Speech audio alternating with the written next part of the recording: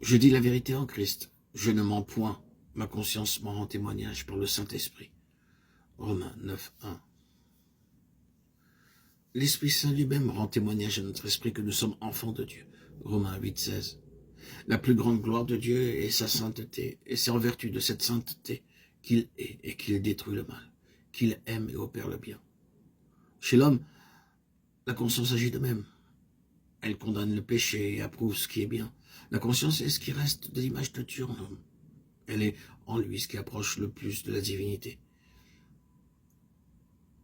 Elle est le gardien de l'honneur de Dieu au milieu des ruines de la chute.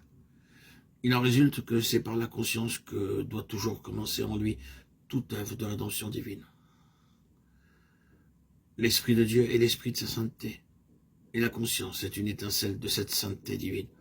Aussi y a-t-il le plus grand accord, la plus grande intimité entre l'œuvre du Saint-Esprit, lorsqu'il vient renouveler et sanctifier l'homme et l'œuvre de la conscience au-dedans de l'homme.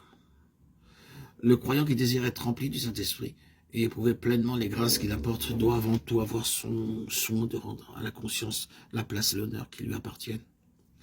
La fidélité à écouter la conscience est le premier pas à faire pour entrer dans la voie qui amène à la sainteté divine. Aussi, toute vraie spiritualité commence par le réveil de la conscience.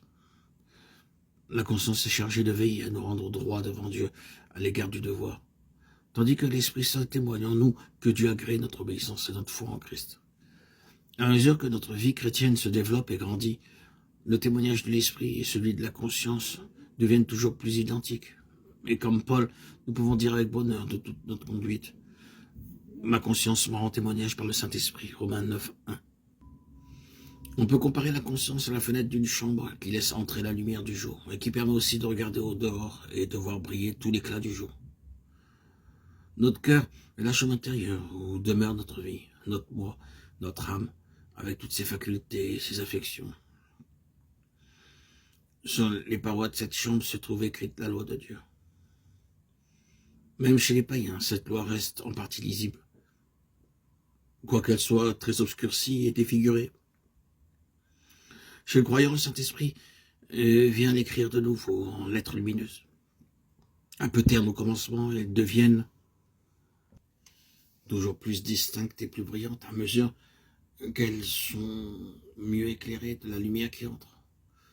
Tout péché commis est aussitôt signé et condamné par cette vive lumière. Et si le péché n'est pas immédiatement confessé et pardonné, il laisse une tache qui souille la conscience. Rien n'est pur pour ceux qui sont souillés, incrédules. Leur intelligence et leur conscience sont souillées. Tite 1,15.